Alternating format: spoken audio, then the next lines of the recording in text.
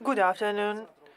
From the Media Center Ukraine Odesa, you can watch us both online on the YouTube channel and on our Facebook page.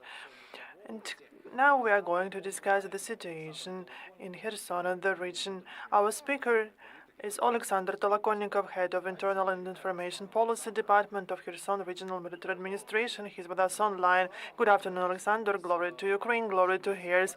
Let's start with the current situation. And we know that there has been heavy shelling of Kherson recently, and hitting a school and also killing an elderly person. And yes, the Russians has also attacked a hospital, and a man was killed at the suburbs of the city who was outside just walking with his dog, and unfortunately the dog was also killed. And Russians continued shelling, injuring one more man. 287 projectiles have been launched by Russians in Kherson region over the last 24 hours. Artillery aircraft, 29 projectiles have been launched in attack of Kherson recently. Have you seen the intensified shelling recently? Yeah, when it comes to the last 4 days, then this is every second day. And this can be explained by operations of our army liberating the left bank. And also it can be explained by weather conditions, because when it is cloudy, the aerial reconnaissance of Russians cannot be as effective in guiding their attack. We've heard that the occupiers have been actively taking some valuable things, documents, and the same we saw on the eve of the liberation of the city of Kherson. Yes, they have been also mining critical infrastructure facilities, and we've also received reports about the fact that the occupiers have informed local collaborators in the Kherson region that perhaps in the nearest future there will be evacuation to Genichinsko or to Crimea for the collaborators to get ready with their families. And this is yet another factor showing that we could expect one more act of goodwill. They are not only taking their belongings, but also they continue looting, taking Ukrainians' belongings with the whole trucks. And they have been taking everything into the direction of Crimea. They just steal the things, belongings of people, and they don't care about their reputation among locals. What can you tell us about the advance of the armed forces of Ukraine on the left bank? I understand that this is secret information, there is information silence, but perhaps you could share at least some details with us. As for advancement, this information will be disclosed by the General Staff, but I know that right now our courageous fighters are protecting the left bank from the shelling, and so that's why we can see the not that intensive shelling by mortars, and the occupiers just afraid to come closer to the river as it used to be before. There is an decreased number of such cases, and I know I'm for 100% sure that our guides do there everything they can, and even more. and there is a natural barrier in the form of river, and we understand how difficult it is to fight. And in those conditions, I also know that on the occupied territories of the Kherson region, there is no sentence of the men that can be mobilized. Yes, they've been preparing to mobilization. They just form the medical examination commissions, and I think that in the nearest future they are going to start mobilization. And of course, there is a propaganda saying that this is great to join the Russian army, and that is very beneficial for people to join the Russian army because of high salaries. But everyone remembers Margela battalion, and it took them like 6 months to form it, and then it was sent to the Zaporizhia region. It was formed out of collaborators, but it was eliminated by our soldiers in 1 week. And everyone understands that Russian army is not safe, that people are sent as a meat to the front line. As for the city of Kherson, as far as I know, the heating season has started this week.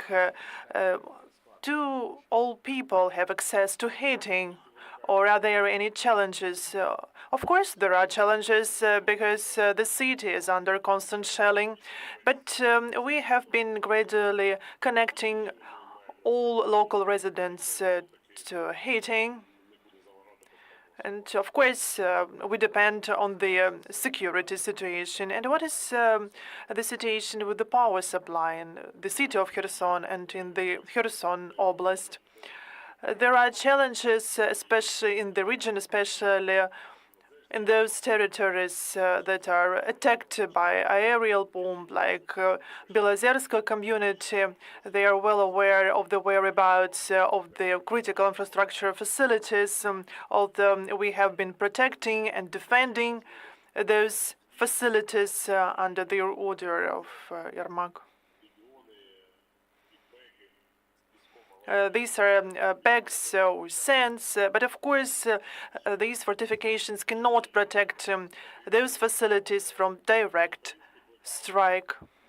And of course there could be the blackout at the national level, and we can also face a local blackout in 40 settlements are now without power supply. This is near the coast of the Dnipro River. We cannot connect people to power supply because of the constant shelling.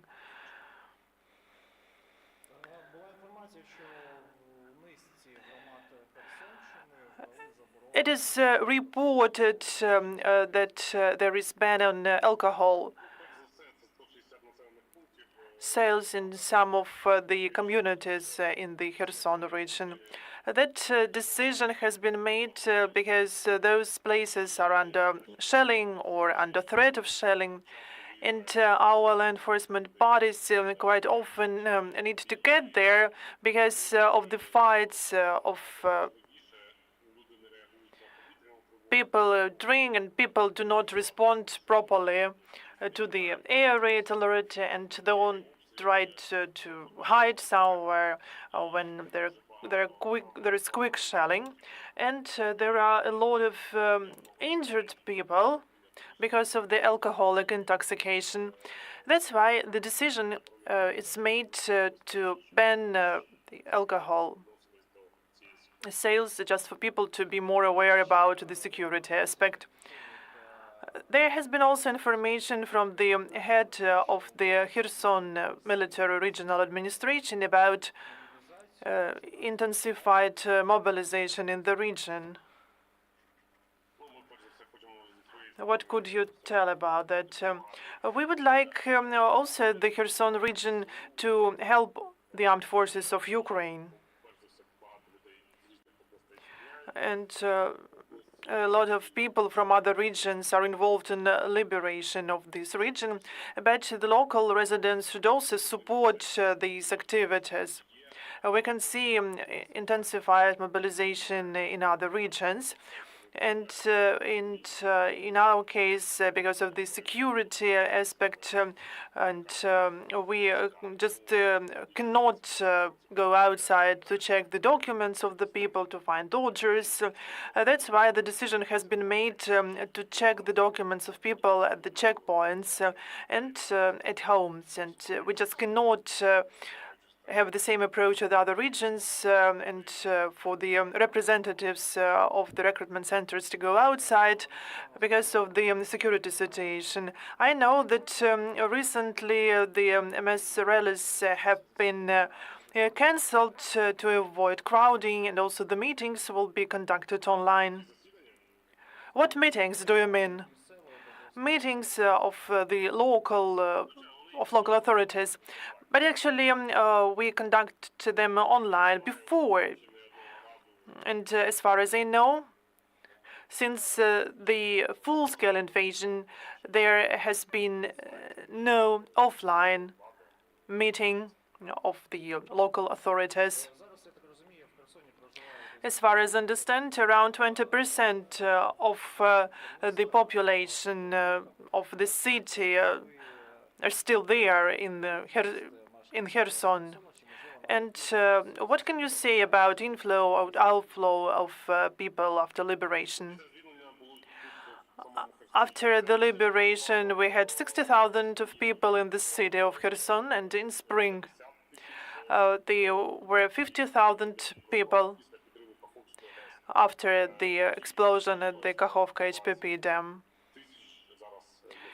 And now the amount of people residing in the city has reached around 80,000 people, and 41,000 people they used the possibility of the free vacation.